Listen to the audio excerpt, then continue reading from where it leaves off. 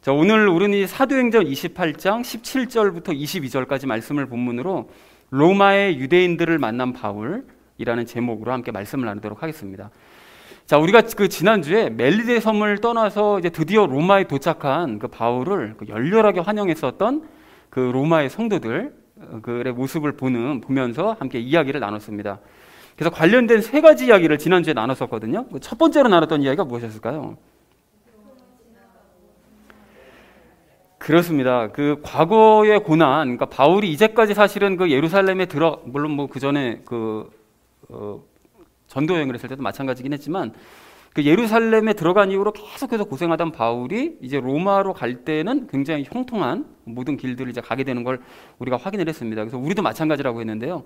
우리도 지금 고난의 때를 겪고 있다 할지라도 형통할 때는 반드시 온다고 이제 말씀을 드렸습니다. 그래서 우리가 이 기간 동안 해야 될 일이 이제 두 가지가 있다고 말씀을 드렸는데 그 고난의 때에 우리가 뭘 해야 된다고 그랬죠? 죄와 싸우면서 우리가 믿음을 굳게 세워야 된다라는 말씀을 이제 드렸었죠. 그래서 우리가 머리로만 이제까지 알고 있었던 그 믿음을 이제 체험적인 믿음으로 이제 가져야만 한다라는 얘기를 우리 첫 번째로 그때 얘기를 했었고, 또 이 고난의 때에 우리가 말씀을 더욱 붙잡고 열심히 따라야 된다. 그래서 우리가 이제까지 머리로만 알고 있었던 그 말씀이 이제 체험적인 말씀이 되어야 된다. 그렇게 우리가 체험적인 믿음, 체험적인 말씀을 갖게 되면 이 모든 고난의 때가 지나가고 드디어 하나님께서 형통할 때를 주신다라는 얘기를 첫 번째로 우리가 함께 나눴습니다. 자, 그런가 하면 두 번째로 나눴던 이야기가 무엇이었을까요? 그렇습니다. 우리 고난이 끝난 이후에 이제 바울이 그 자기를 환영했었던 그 형제자매들을 이제 만나게 됐던 것처럼 우리도 역시 고난의 과정을 지나고 나면 이제 우리를 기뻐하고 환영하는 형제자매들을 하나님께서 만나게 해주신다고 그랬죠. 그게 왜 그렇다고 그랬는가 하면 우리가 진정한 믿음을 가지게 되고 말씀은 더 깊이 있게 이제 아는 자가 되었기 때문에 그러한 말씀을 이제 깨달아야 될 사람들을 하나님께서 이제 만나게 해주신다고 말씀을 드렸었죠. 그리고 또한 우리 곁에 있는 우리 모든 이 성도님들이 사실은 같은 고난을 겪고 있는, 서로 다른 모양이지만 같은 고난을 겪고 있는 동역자들이기 때문에 이 고통의 과정을 지나고 나면 서로가 함께 자라서 서로 만나서 위안을 주고 기쁨을 얻을 수 있는 관계가 될 수 있다. 그래서 우리가 그러한 서로 위로하고 환영하는 공동체를 만들자라는 걸 두 번째로 나눴습니다. 자, 그런가 하면 마지막 세 번째로 나눴던 이야기가 무엇이었을까요? 그렇습니다. 영광의 길을 걷자 그랬죠. 이게 바울이 그 개선 장군들이 걸어갔었던 바로 그 길을 그 바울이 이제 걸어갔었다고 말씀을 드렸는데요. 그렇게 우리도 바울처럼 그 영광의 길, 그 개선 장군이 갔던 그 길을 걸어가야 된다고 말씀을 드렸습니다. 그래서 왜 그래야 되는 건가 하면 우리의 본업이 뭐라고 그랬죠?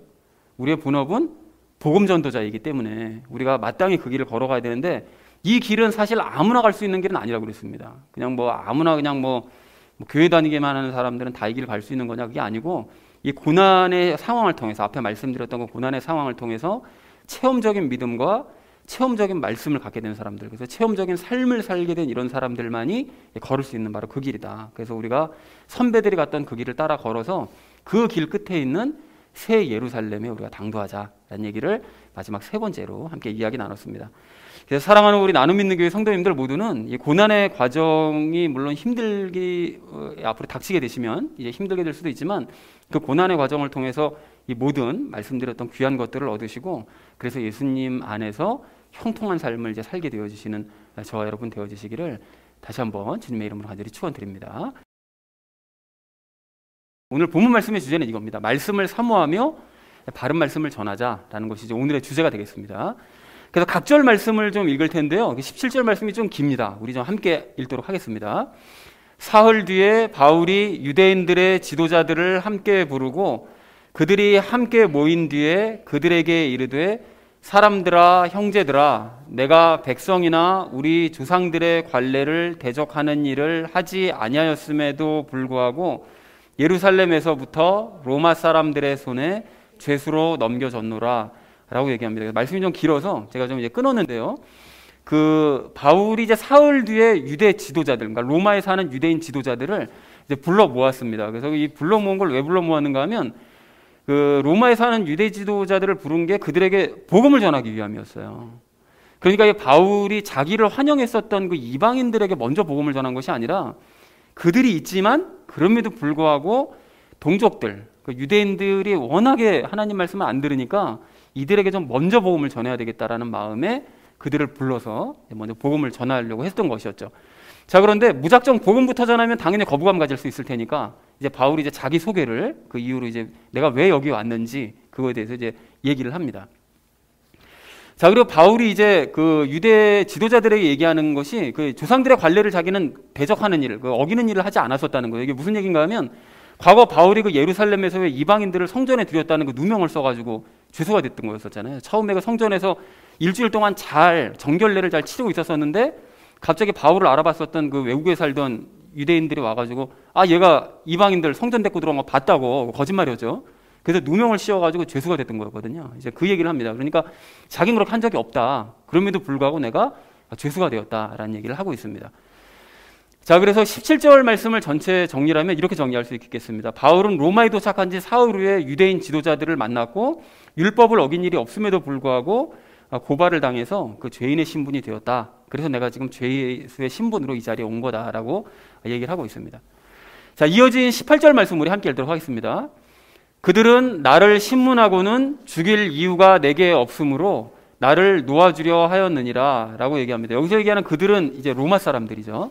그래서 우리가 그 기억하시겠지만 백부장 루시아, 처음에 그 백부장이 바울을 이렇게 맞을 때 건져냈었잖아요. 그 백부장 루시아하고 그 이후로 이제 벨릭스 총독, 그 가이사랴에 사는 벨릭스 총독에게 이제 갔었었죠. 그리고 그 이후로 후임 총독으로 왔었던 베스도 총독, 그 모든 사람들이 바울을 조사한 결과 죽일 이유가 없는 거예요. 뭐 사람은 해코지를 한 적도 없었고 악한 일을 한 것도 없었기 때문에 그 사람들은 죽일 이유가 없다는 걸 알았다는 거죠. 그래서 이제 놓아주려고 했었다는 거죠.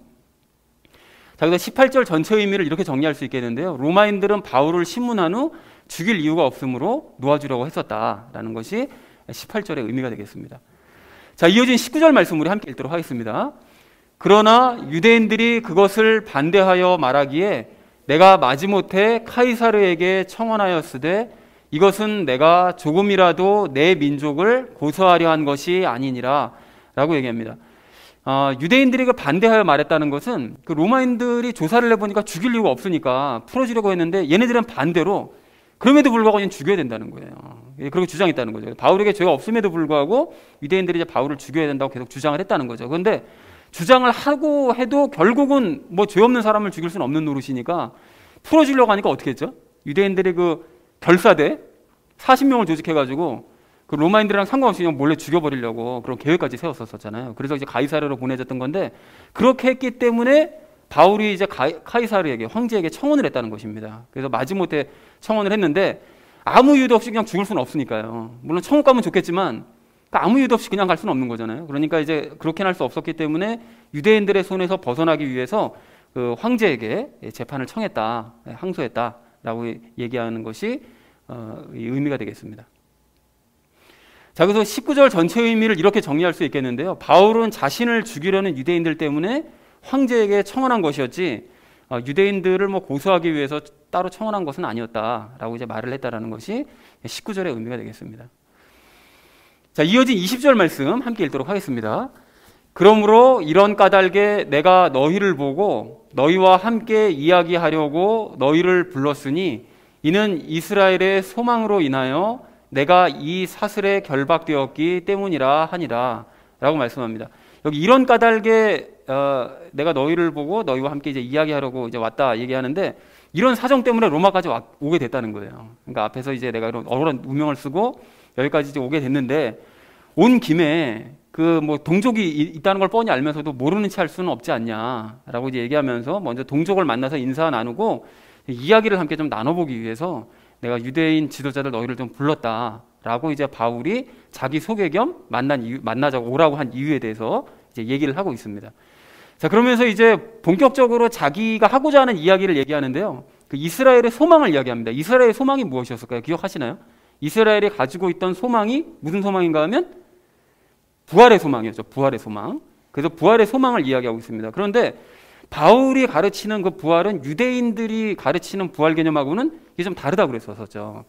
그래서 자기가 그 이스라엘의 소망 때문에 이 죄수가 되었다. 사실은 근본적으로 얘기하면 이제 걔네들이 처음에는 시작은 자기가 이방인들을 성전 안에 들였다는 이유 때문에 고발이 됐지만 결국 시간이 지나면서 부활에 대한 이제 소망이 서로 개념이 틀려서 자기가 결국 이제 결박되었다라고 얘기하는데요.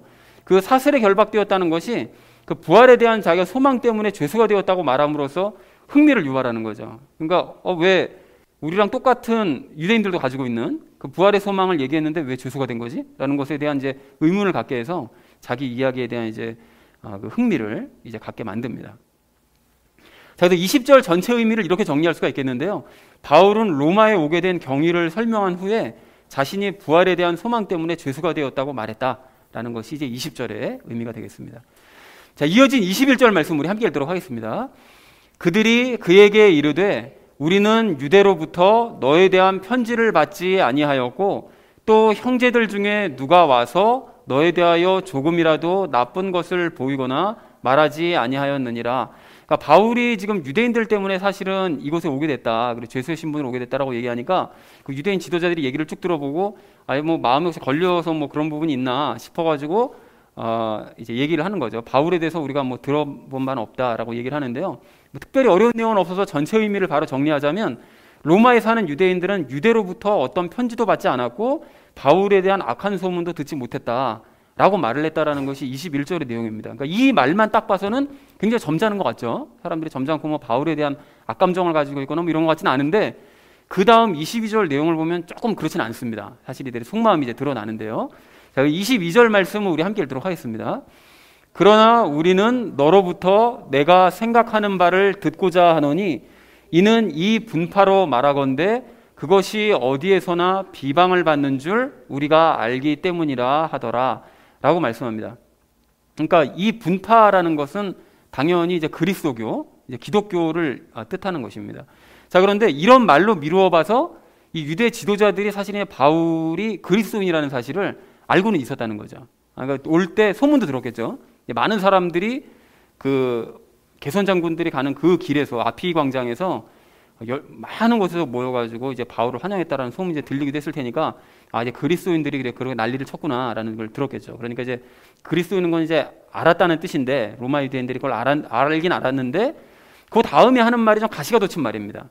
어디서나 비방을 받는다고 얘기를 하는 거예요. 그러니까 주로 유대인들에게 사실은 이 복음이 유대인들에게 비방을 받은 것뿐인데 세상 모두에게 비방을 받는 것처럼 이야기를 합니다. 모든 사람들이 다 싫어한다는 거예요, 복음을. 그러니까 이런 식으로 좀 비꼬는 거죠. 그래서 은근히 기독교에 대한 이제 반감을 드러냅니다. 겉으로는 굉장히 점잖은 척하지만 사실 속으로는 복음에 대해서 귀를 닫으려고 준비하고 있는 이런 상황이라는 걸 알 수가 있는 거죠. 자, 그래서 22절의 전체 의미를 이렇게 정리할 수 있겠습니다. 로마의 유대인들은 기독교가 세상에게 비방을 받고 있다고 말하면서 바울의 설명을 드러나 보자. 다음 주에 이 사람들이 듣기는 듣습니다. 듣는데 일부 또 그 복음을 믿는 사람도 있어요. 그런데 대부분의 사람들이 사실 거부했기 때문에 바울이 결국은 발에서 먼지를 떨어버리고 내가 이방인들에게 가서 복음 전하겠다 라고 이제 화가 나서 이제 가는 장면이 다음 주에 나옵니다. 그러니까 한번 드러나 보자라는 식으로 굉장히 건방진 태도로 얘기를 했다라는 것이 그 22절의 내용이 되겠습니다. 자, 그래서 오늘 본문 말씀을 이렇게 정리해 볼 수가 있겠는데요. 바울은 로마에 사는 유대인 지도자들을 불러서 자신이 로마로 오게 된 경위에 대해 말한 후에 자신이 죄수의 신분이 된 것은 부활에 대한 소망 때문이라고 말을 했다라는 것이 17절부터 20절의 내용이 되겠습니다. 그리고 유대인 지도자들은 바울에 대한 선입견이 없다고 말을 하면서 세상에게 비방을 받는 그 기독교 교리를 한번 드러나 보자 라고 말을 했다라는 것이 22절까지 내용이 되겠습니다. 그러니까 굉장히 좀 이렇게 좀 건방진 태도죠. 한번 드러나 줄게. 뭐 이런 식으로 얘기를 했던 것이었죠.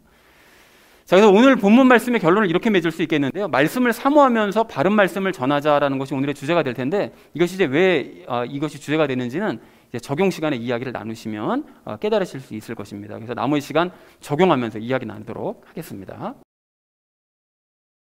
그 말씀을 사모하면서 바른 말씀을 전해야 될 우리가 오늘 첫 번째로 함께 나눌 이야기는 그 말씀을 기뻐하며 환영하자라는 것입니다. 여러분, 그 지난주에 그 로마에 도착한 이 바울을 환영했었던 그 로마의 그리스도인들 여러분 기억나시잖아요. 그 사람들을 그 지난주 그 15절 말씀을 이게 잠깐 보니까 어떻게 하죠? 먼 거리를 마다하지 않고 각 곳에서 다 몰려와가지고 바울을 아주 열렬하게 환영을 합니다. 그러니까 그런 모습을 이제 바울이 이제 보면서 이게 얼마나 감동을 받았는지, 이게 사역 시작하지도 않았거든요, 아직. 근데 바울이 사역을 시작하기도 전에 그 사람들의 그렇게 환영하는 모습만 보고서도 하나님께 막 감사하면서 막 위로를 받는 그러니까 너무 감사하는 용기를 얻는 그런 모습을 보이더라는 것입니다. 자, 그런데 로마의 성도들이 이렇게 바울을 열렬하게 환영했었던 이유가 뭘까요? 왜 그랬죠? 이유는 딱 하나밖에 없는 거죠. 그 이유가 무엇인가 하면 당연히 하나님의 말씀에 대한 그 갈급함 때문에, 그러니까 그렇게 열광하면서 바울을 통해서 들을 수 있는 그 하나님의 말씀을 우리가 들을 수 있다라는 그 기대감 때문에 바울을 열렬하게 환영을 했던 것이었습니다. 자, 그런데 여러분 오늘 22절 말씀을 좀 보십시오. 22절 말씀을 다시 보시면 그 유대인 지도자들은 어떻죠? 이제 그 사람들은 기독교의 가르침이 모든 사람에게 다 이제 비방을 받는 가르침이다 라고 이제 은근히 돌려 까면서 그 들어는 줄 테니까 한번 말이나 한번 해봐, 뭐 이런 식으로 이제 빈정거리더라는 거죠. 그러니까 바울이 전하는 하나님의 말씀을 들을 생각으로 막 열렬하게 환영했었던 그 로마의 성도들과 정말 이게 비교되는 모습 아닙니까? 그러니까 하나님을 안다고 하는 사람들이, 그것도 이게 유대 지도자들이, 그 지도자인 사람들이 이방인들보다 더 하나님의 말씀에 대한 갈급함이 없을 뿐더러 그 말씀을 들으려고 하는 태도에 있어서도 아주 건방지기가 짝이 없더라는 것입니다. 그런데 이건 로마의 지도자들뿐만이 아니라 사실은 모든 유대인들이 다 마찬가지였는데요. 그 바울이 예루살렘에서 간증을 했을 때, 처음 그 예루살렘에서 누명 쓰고 잡혔을 때 그 간증을 막 하잖아요. 근데 간증을 했을 때도 어떻게 하죠? 유대인들이 중간에 바울의 말을 끊어버리잖아요. 이제 끊어버리고 바울을 폭행함으로써 하나님의 말씀을 아예 노골적으로 거부를 해버리더라는 것이죠. 그래서 그 예레미야서 22장 21절 말씀, 그 지난주였네. 그 말씀을 보니까 하나님께서는 그 유대인들에 대해서 이제 이렇게 평가를 하세요. 나는 듣지 아니하리라 하였나니까, 유대 백성들이 그런다는 거예요. 난 듣지 않겠다. 이렇게 하는 걸 보니 이것, 즉 내가 내 목소리에 순종하지 아니한 것이 어려서부터 네 습관이었노라. 어렸을 때부터 안 들어먹는다는 거예요. 어렸을 때부터 하나님 말씀을 습관적으로. 그러니까 유대인들이 아예 습관적으로 하나님의 말씀을 이렇게 들으려고 하지 않는다는 것입니다. 그러니까 여러분 한번 생각해 보십시오. 유대인들이 아무리 하나님께서 먼저 선택한 그 민족이었다 할지라도 이런 식으로 이제 하나님의 입장에서 보면 이게 습관적으로 이렇게 하나님의 말씀을 듣지 않고 거부하는 그런 유대인들을 기뻐하시겠습니까? 아니면 하나님의 말씀 듣기를 막 열렬하게 사모하는 로마 성도들 같은 사람들을 기뻐하시겠습니까? 답은 너무 자명하다라는 것이죠. 요즘 그 수요 성경 공부 시간에 그 히스기야 왕에 대해서 나누고 있는데요. 그 히스기야는 하나님을 신뢰하는 면에 있어서는 그 다윗보다 나았다라는 평가를 받은 왕이 히스기야 왕이었습니다. 자, 그런데 그랬던 그 히스기야가 그 북이스라엘을 멸망시킨 그 아시리아 제국, 그 아시리아 제국이 남유다까지 쳐들어와요. 그래가지고 이제 그 믿음이 흔들리는 그런 일을 이 히스기야가 경험을 하게 되는데 처음에는 그것 때문에 무릎을 꿇었거든요. 그런데 히스기야가 정신을 차린 이후에 하나님만 의지하기로 마음먹고 이제 하나님만 신뢰를 합니다.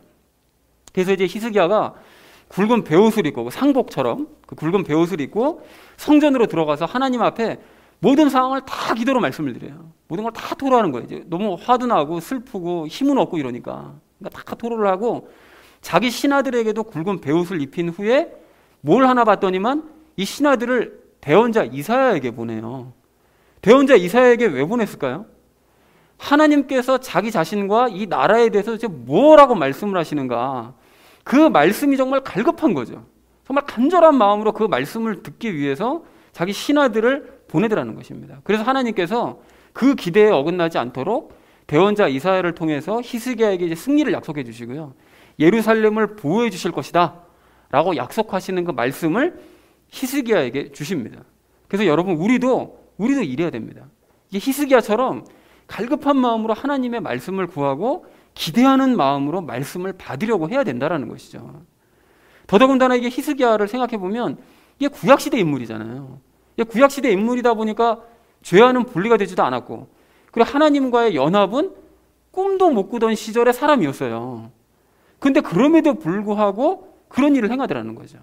근데 이미 죄와 분리가 되었다고 하고 또 말씀이신 예수님과 연합해서 함께 살아간다고 하는 우리라면, 그러면 히스기야보다 더 갈급한 마음으로 하나님의 말씀을 구하면서 성경을 읽고 늘 기대하는 마음으로 예배에 참석해서 말씀을 받고, 오늘 하루 예수님께서 나에게 어떤 필요한 말씀을 주시려나 기대하는 마음을 가지고 큐티 본문 말씀을 매일매일 읽어나가야 된다는 것입니다. 생각해 보십시오, 여러분. 그렇게 히스기야처럼 또 로마의 성도들처럼 정말 갈급한 태도로 말씀을 막 기대하는 그런 사람하고 뭐 말씀 읽어봐야 맨날 그 얘기야, 그 얘기네. 아이고 예배 뭐 주일이니까 참석은 해야 했는데 뭐 설교나 한번 해봐봐, 그냥 들어는 줄게. 뭐 이런 식의 태도를 가지고 있는 이런 유대인들 지도자들과 같은 이런 태도를 갖고 있는 사람하고 하나님께서 도대체 누구에게 말씀을 주시겠느냐고요. 답은 이게 자명한 거 아니겠습니까? 당연히 히스기야와 로마의 성도들처럼 갈급한 태도를 가진 성도들에게 넘치도록 하나님의 말씀을 부어주실 줄로 믿습니다. 사랑하는 우리 나눔 믿는 교회 성도님들 모두는 로마의 성도들처럼 늘 말씀을 사모하시고 또 기대하시고 열광하시는 그런 성도님들 되시기를 바랍니다. 여러분 그렇게 하셔서 하나님의 음성을 풍성하게 들으시는 저와 여러분 되어지시기를 주님의 이름으로 간절히 축원드립니다. 자, 말씀을 사모하며 바른 말씀을 전해야 될 우리가 오늘 두 번째로 함께 나눌 이야기는 이 복음을 전하려는 자세를 가지자는 것입니다. 여러분은 17절 말씀을 좀 다시 보십시오. 17절 말씀 보시면 바울은 유대인들 때문에 죄수의 신분이 되었다고 얘기를 해요. 그리고 이제 무죄라 가지고 자기가 이제 풀려날 수 있었음에도 불구하고 19절 말씀을 보니까 어떻게 하죠? 유대인들이 회방합니다. 그래가지고 풀려나지를 못하는 거예요. 자꾸 반대하는 말만 하니까. 그렇게 바울은 유대인들에게 계속해서 시달린 거죠. 붙잡히고 꼬투리 잡히고 방해하고 뭐 어떻게든 못 풀려나게 하고. 그런데 그렇게 시달렸음에도 불구하고 오늘 20절 말씀을 보니까 로마로 오자마자 이 바울이 제일 먼저 유대인 지도자들을 만나가지고 그 사람들한테 복음을 전하려고 그러더라고요. 속도 없는 사람이에요, 이게 진짜.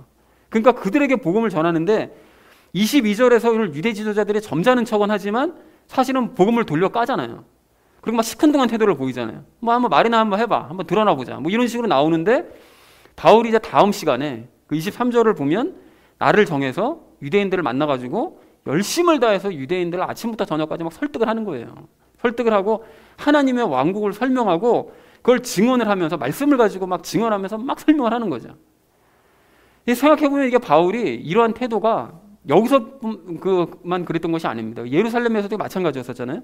그 유대인들에게 막 두들겨 맞아가지고 정신이 하나도 없는 와중이었어요. 그 얼마나 심했겠느냐고요. 뭐 머리가 막 뛰겠죠. 그런 와중에서도 바울이 도리어 그 기회를 이용해가지고 발언권을 얻어서 간증을 하면서 예수님을 증거하려고 해요. 누가 그렇게 합니까? 좀 쉬었다가 해도 되잖아요. 근데 그렇게 힘든 와중에서도 예수님을 증언하려고 하고 유대 지도자들이 바울을 신문하면서 잘못을 캐내려고 하는 그런 와중에도 복음을 전하려고 하더라고요. 그리고 가이사랴에 옮겨져 가서도 재판을 받는 것도 그 재판 자리도 예수님을 증거하는 시간으로 삼는 거예요. 그러니까 시간과 기회만 되면 바울은 어떻게 해서든지 유대인들에게 복음을 증거하려고 하는, 끊임없이 그들이 방해하고 거부하는데도 불구하고 사도로서 대언자로서 기회만 닿으면 말씀을 전하기 위해 최선을 다하더라는 것입니다. 그런데 이건 바울뿐만이 아니라 사실 하나님의 말씀을 받은 사람들은 다 이런 식의 태도를 갖는데요. 요즘 우리가 큐티하고 있는 그 예레미야서를 여러분 보시면 예레미야서도 마찬가지잖아요. 그 보실 때마다 여러분 답답하지 않으세요? 그 유대인들이 그 예레미야 말을 아주 노골적으로 거부합니다. 그래서 특히나 그 지난주 말씀을 보시면 유대인들이 하나님의 말씀을 얼마나 노골적으로 거부했는지 한 주 내내 기록하고 계시거든요. 그래서 가령 남유다에는 그 거짓 대언자들이 아주 판을 치고 그 활동을 열심히 했는데 백성들이 예레미야가 전하는 말씀하고 거짓 대언자들이 전하는 말씀이 누구 말씀을 들었죠? 거짓 대언자들이 전하는 말씀만 들어요. 그리고 자기 상상을 하나님의 말씀이라고 전하는 거짓 대언자들의 말만 듣습니다.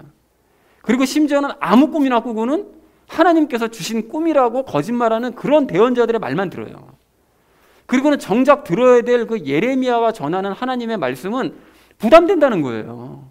말씀에 그렇게 돼 있잖아요. 얼마나 부담되는 말씀이냐? 조롱하고 막 살살 비아냥거리면서 부담되는 말씀이라고 노골적으로 거부하고 심지어는 조롱까지 하더라는 거예요. 근데 예레미야가 그런 세월을 얼마나 보냈는가 지난주에 봤더니 10년을 그렇게 했대. 10년 동안이나 무시를 당하고 조롱을 받으면서도 하나님의 말씀을 전하는 일에 최선을 다해서 끝까지 열심을 다하더라는 것입니다. 그래서 여러분, 우리도 마찬가지입니다. 우리도 참된 복음을 깨닫고 말씀을 받았다면 예레미야와 바울처럼 기회가 생길 때마다 말씀을 전해야 됩니다. 그런데 그렇게 말씀을 전할 때 사람들이 잘 받아들이면 좋은데 사실은 받아들이질 않아요. 해보신 분은 아시겠지만 받아들이지 않습니다. 사람들은 보통 자기 생각과 조금과 다르다 싶으면 그냥 바로 귀 닫아버리거든요. 그리고는 심지어는 조롱하고 비아냥거리기까지 합니다. 불신자들만 그러느냐? 아닙니다. 하나님을 믿는다고 하는 사람들이 더 폐쇄적이고 더 말 안 들어요. 그래서 여러분 오늘 본문 말씀도 보십시오. 이게 복음을 돌려까고 바울을 은근슬쩍 막 무시하고 이랬던 사람들은 불신자들이 아니고요. 하나님을 믿는다고 하는 유대인들, 그것도 지도자들이 그랬어요. 이게 지금도 이게 마찬가지라는 거죠. 그래서 복음은 기본적으로 이 불신자들에게 전해야 되는 것이 맞긴 맞지만 사실은 하나님을 안다 그러면서도 말씀을 무시하고 조롱하는 사람들, 이제 그런 사람들에게 먼저 복음을 전할 필요가 있다는 사실을 우리가 알아야 된다는 거죠. 그래서 바울도 오늘 그 이방인들에게 먼저 복음을 전한 것이 아니라 말씀을 안다고 하는, 하나님을 안다고 하는 그 유대인들에게 먼저 말씀을 전하더라는 것입니다. 그리고 그런 사람들의 면면을 보면 오늘 유대인들의 모습과 똑같아요. 오늘 본문의 유대인들처럼 겉으로는 막 점잖은 척 하는데 사실은 은근히 막 조롱하는 사람들, 그리고 예루살렘의 유대인들처럼 대놓고 말씀 반대하면서 거부하는 사람들, 그리고 어떤 사람들은 예레미야 시대 사람들처럼 습관적으로 말씀을 거부하는 사람, 어렸을 때부터 아주 습관적으로 하나님의 말씀을 일부러 거부하는 사람들, 이런 사람들이라는 거죠. 그러나 그럼에도 불구하고 하나님의 말씀을 전했던 예레미야처럼 또 그리고 바울처럼 우리도 그런 사람들에게 기회가 닿을 때마다 하나님의 말씀을 전달을 해야 됩니다. 여러분, 왜 그래야 됩니까? 우리의 본업이 복음 전도자이기 때문에 그런 거예요. 우리의 본업이. 여러분, 그래서 지난주 말씀 잊지 않으셨잖아요? 바울이 복음을 전하는 그 영광의 길, 개선의 길을 걸어갔던 것처럼 우리도 역시 마태복음의 예수님의 명령에 따라 바울처럼 그 길을 걸어가야 된다고 말씀을 드렸습니다. 그러나 그럼에도 불구하고 사람들은 우리의 말을 여전히 듣지 않고 복음 무시하고 조롱하고 비아냥거리는 일을 당할 수 있는데 그것도 겪어야 될 고난 중에 하나입니다. 그런 일들도. 그래서 우리가 그런 과정을 지나면서 더 말씀과 믿음이 자라가고 또 삶도 성숙해져 갈 수 있다는 거죠. 바로 그러한 길을 예레미야가 걸어갔던 것이었고 그 길을 이어받아서 바울이 걸어갔던 것이었고 이제 우리가 그 길을 이어받아서 걸어가야 된다는 것입니다. 여러분, 아닌 게 아니라 참된 복음을 아는 우리가 아니면 도대체 누가 그 길을 걸어가겠으며 어떻게 누가 바른 복음을 전하겠느냐고요. 그래서 사랑하는 우리 나눔 있는 교회 성도님들 모두는 예레미야처럼 또 바울처럼 기회가 닿는 대로 하나님의 말씀을 전달하는 성도님들 되시길 바랍니다. 여러분, 그렇게 하셔서 하나님께 사랑받으며 그 영광의 길을 걸어가시는 저와 여러분 되어주시기를 주님의 이름으로 간절히 축원을 드립니다. 자, 말씀을 사모하며 바른 말씀을 전해야 될 우리가 오늘 마지막 세 번째로 나눌 이야기는 무엇을 전해야 되는지 확인하자라는 것입니다. 여러분, 오늘 20절 말씀을 보십시오. 20절 말씀 보시면 바울은 예루살렘에서 그리고 가이사랴에서 계속 강조해왔던 말씀을 또 강조해요. 그게 뭘까요? 뭐죠? 이스라엘의 소망에 대해서 얘기하고 있습니다. 이스라엘의 소망. 과거에도 그리고 제가 아까도 설명드렸다시피 이스라엘의 소망은 부활의 소망이라고 그랬죠. 그런데 이러한 부활의 소망은 유대인들도 이게 다 가지고 있던 소망이었거든요. 모든 유대인들이 다 가지고 있는 소망인데 왜 유대인들은 똑같은 부활의 소망을 얘기하고 있는 바울을 그렇게 싫어하고 거부했냐? 아까 전에 잠깐 말씀드렸듯이 둘이 생각하고 있는 그 부활의 차이가 있기 때문인데 유대인들은 어떤 부활관을 갖고 있는 거죠? 사람이 죽으면 죽어서 그냥 계속 있다가 어느 한 장소에 이제 머물러 있다가 나중에 이제 하나님께서 마지막 심판을 하실 때 그때 이제 부활을 하게 된다라는 이제 부활관을 가지고 있었던 것이었고 바울은 예수님 믿으면 이 땅에서 영이 죽었다가 살아나는, 이제 거듭나는 이 영의 부활을 먼저 체험한다라고 이제 주장을 했고요. 그리고 나중에 예수님께서 재림하셔서 심판을 하실 때 신령한 새 육신을 주시면 그때는 이제 완벽한 부활을 할 수 있는 것이다 라는 것을 이제 주장을 했다고 그랬습니다. 그러니까 다시 말해서 바울은 먼 미래에나 부활을 체험할 수 있는 것이 아니라 그때까지 우리가 마냥 기다려야 되는 것이 아니라 예수님 믿기만 하면 오늘이라도 당장 부활을 체험할 수 있다. 물론 영만 부활하는 거니까 부분적이긴 하죠. 그렇지만 어쨌든 이 땅에서 부활을 체험할 수 있고 부활하신 그 예수님과 날마다 함께 삶을 살아가는 것이 가능하다 라는 이 부활의 복음을 전했다라고 말씀을 드렸습니다.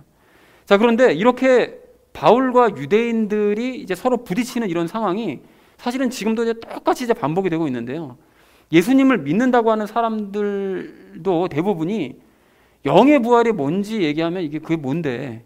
뭐 이런 식으로 나오는 거죠. 거듭났다는 말은 알지만 영이 부활했다는 거는 뭐가 거듭난지도 모르는 거예요, 사실은. 그리고 뭐 혼의 구원이 뭔지 개념도 모르고요. 이제 그저 예수 믿으면 이 땅에서 그냥 살다가 그냥 뭐 적당히 그냥 각자 살다가 죽으면 천국 가고 나중에 부활한다. 이 정도만 알고 있는 거죠. 그러니까 그런 사람들이 이 땅에서 살면 어떻게 살아야 되는지 뭐 들어본 적이 없으니까 100이면 100 서로 다 다른 주장을 합니다. 서로 다. 각자 알아서 살아가는 거야. 천국만 가면 그만이지 뭐. 이렇게 되는 거죠. 그리고 목소리 크고 이제 힘 있는 사람의 주장을 모두가 따라가다 보니까 시대마다 복음의 트렌드가 계속 바뀌어요. 이 복음이 변함이 없어야 되는데 트렌드가 계속 바뀌죠. 그래서 이 시대에는 어떤 게 대세죠? 예수 믿고 이 땅에서 잘 먹고 잘 살다가 평안에 천국 가면 된다. 이런 이제 번영 신학이 이제 대세죠. 이제 그러다 보니까 예수 믿는다는 사람들이 악착같이 돈 긁어 모읍니다. 그리고 좋은 학벌 추구하고 좋은 직장 들어가서 사회적으로 이제 힘없는 데에만 눈들이 벌건 거예요. 그렇게 돼야만 하는 거예요. 은근히 다 그래요. 어느 장로님 아들 뭐 서울대 갔대. 이런 게 그냥 아예 그냥 공식화되어 있는 거잖아요, 다들. 자, 그래서 그걸 복음이라고 또 여기면서 여기저기 전하고 다니되 자기가 바울인 줄 알고 또 그걸 또 아주 열심을 내면서 전해요. 근데 그렇다 보니까 이게 가짜 복음이 진짜 복음이 될 수는 없는 거잖아요. 그러다 보니까 기독교가 점점 어떻게 돼가는 거죠? 점점 이상해지는 거죠. 점점 타락해져 가는 거죠. 전 세계적으로 다. 그래서 세상 사람들이 그걸 먼저 깨달았어요. 아, 이게 뭐가 좀 이상하다, 얘네. 이상하다는 걸 먼저 깨닫고는 기독교를 이제 손가락질하고 이제 비방을 하고 있는데 가짜 복음을 전하고 있는 그 열심히 전하고 있는 그 사람들은 자기가 예레미야인 줄 알고 자기가 이제 바울인 줄 알고 그래서 자기가 조롱당하고 핍박당한다고 이제 착각까지 하고 있기 때문에 이게 더 지금 사태가 좀 심각한 상황이라는 것입니다. 자, 그러므로 진짜 복음을 알고 있는 우리가 더더욱 진짜 복음을 전하되 바울이 전했던 어떤 복음이요? 부활의 복음을 전해야 된다는 것입니다. 그 부활의 복음이 뭐죠? 부활하신 예수님이 내 안에 살아계시고 또 부활하신 그분과 함께 날마다 삶을 살아가는 삶이 가능하다. 이 삶을 사람들에게 말씀에 근거해서 전해야 된다는 것입니다. 그런데 그걸 전하려면 당연히 나부터가 먼저 그렇게 살아야 됩니다, 여러분. 즉 부활하신 예수님과 매일의 삶을 함께 살아가야 된다는 거예요. 여러분, 그런 의미에서 아침에 일어날 때마다 여러분 어떻게 하세요? 아, 오늘 해야 될 일 생각하면서 일어나시나요?